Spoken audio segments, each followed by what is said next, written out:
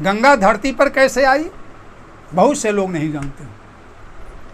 एक बार दानव लोग स्वर्ग पर चढ़ाई कर दिए, स्वर्ग को जीत लिए, देवराज बंदी बना लिए गए।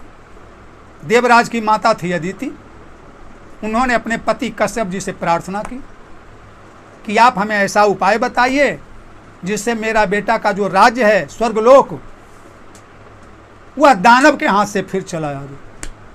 कश्यप जी ने एक व्रत बताया, उसका नाम है पयो व्रत, 12 दिन का, अगहन मास में किया जाता है। देवी तुम करो, भगवान प्रसन्न होंगे।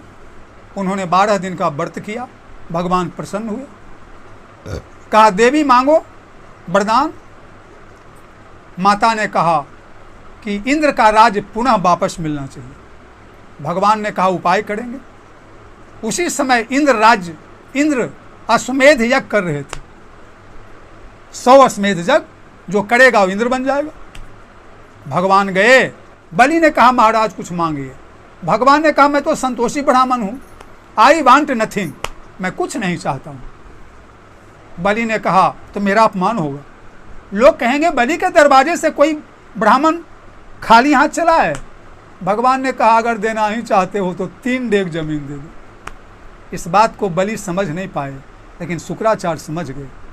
उन्होंने कहा विष्णु हैं, 3 डेग में तीनों लोग नाप लेंगे।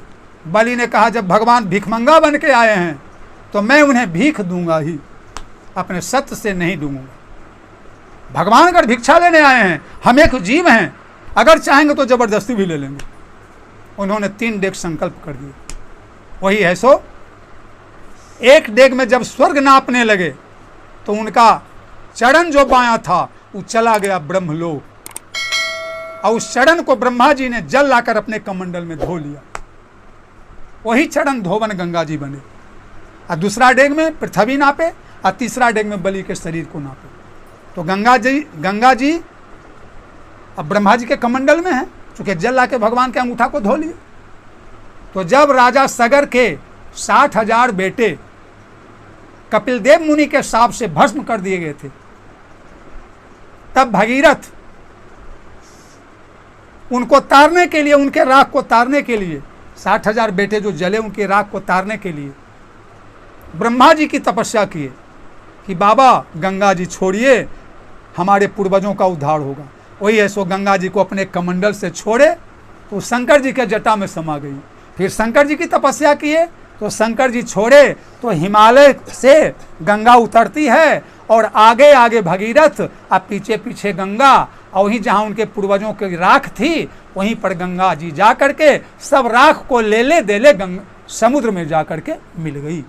इस ढंग से गंगा जी का अवतरण ब्रह्मलोक से धरती पर हुआ।